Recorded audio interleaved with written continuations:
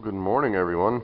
As you can plainly see, my laminated knee is done drying. I let it cure overnight, and as you can see, there was plenty of epoxy in it from the run out on this side, and a little bit of scoring from the clamp, but no big deal. I'm not too terrible concerned with that.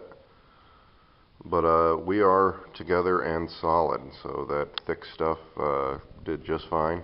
Did exactly what I wanted it to do, and that's hold it together like one big block. And it's done that. It's real sturdy. So I'm pretty impressed with it. So what we're gonna do now is I plan on shaping it to fit in that area and that I was showing you yesterday, and that of course being my right back here in the transom. So right there over top of that white block, that's where it's going to sit, and that's going to provide bracing between frame J, which is right there, and of course the inner part of the transom, and of course the transom itself, which is right there. So that's what is on tap for today, at least as far as boat work is concerned. I probably won't be able to epoxy it today because, well, I may and I may not. I just don't know. I'll probably end up waiting for my thin epoxy resin to show up before I go ahead and actually affix it permanently in place. So there's that. So that's what I plan on doing, though. I can get the shaping done and knock that out, and that's ultimately what I'm going to end up doing, I think.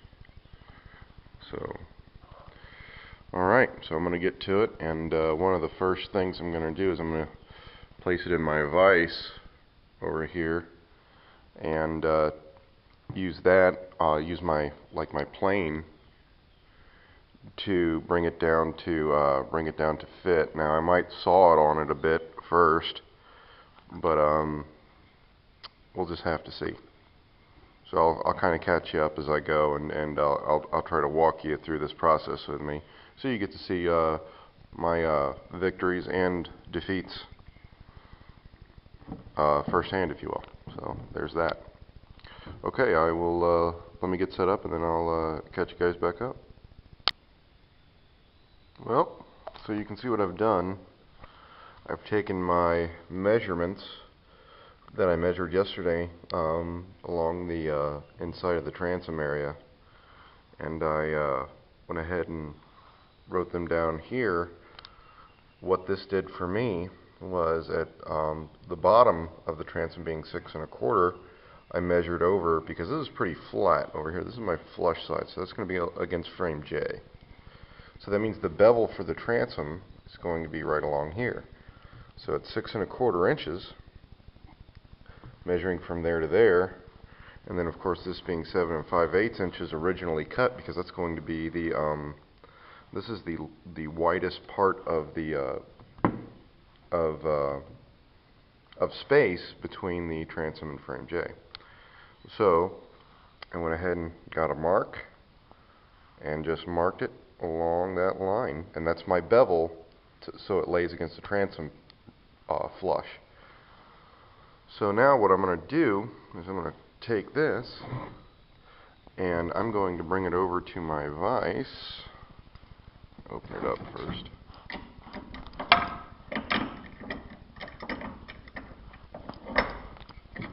Obviously.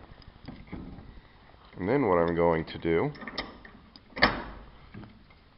get her in place, get her all squared away.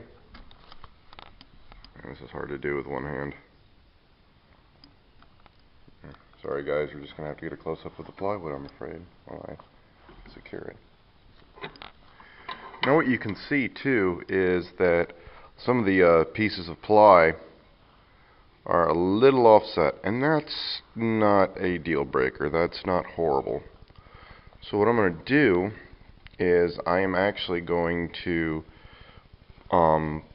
cut along this line first. It'll be one of the first things I do is I'm going to cut that, and then the rest of it's going to be basically just using my planes and planing that level, planing everything level and plumb. So of the 4 sides, I have 3 I have to plane, which frankly it's just the story of this boat project. But that's okay. Like I said, always up for the challenge. So that's what's on the docket for next. And to cut it with, I'm going to use my piece of crap Black & Decker jigsaw, but it's always worked real well for me, so I can't really hate on it too much. I just know it's not the best there is out there. But that's next. That's what we're going to do. So I am going to do that, and then I will catch you guys up once we're at the planing stage.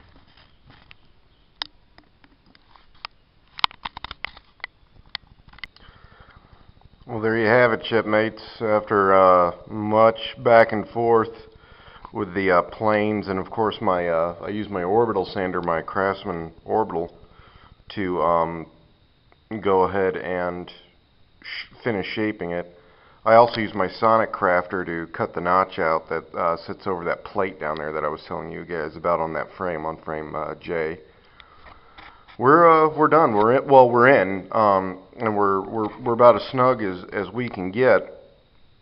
So now I'm just going to wait for some more epoxy to show up, and I'll probably, when that gets here, I'll probably go ahead and epoxy. Oh gosh, I would assume, obviously all along the contours, as well as probably putting some thickened epoxy fillets around the transom and the frame J in the knee.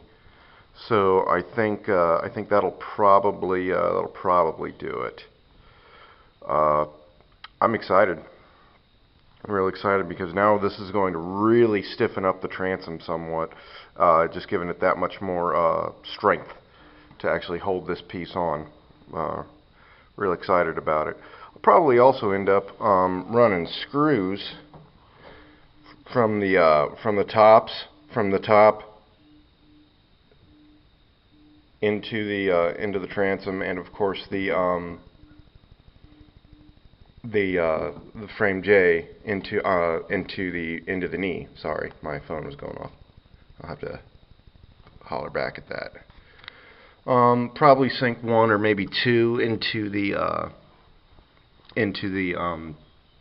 actual keel member itself, but I think after that the epoxy and those screws should hold rather well, and I think it'll just add far more strength to the transom, which is ultimately what we want. That's kind of what we're shooting for. But there you have it. That's my laminated knee out of 1/2-inch marine ply, and I think we did pretty well. So up next will be just once the epoxy gets here, more epoxy fillets around basically the entire innards of the hull, and whenever that gets here, I'll catch you guys up on that. But until then, that's all I got. So until next time.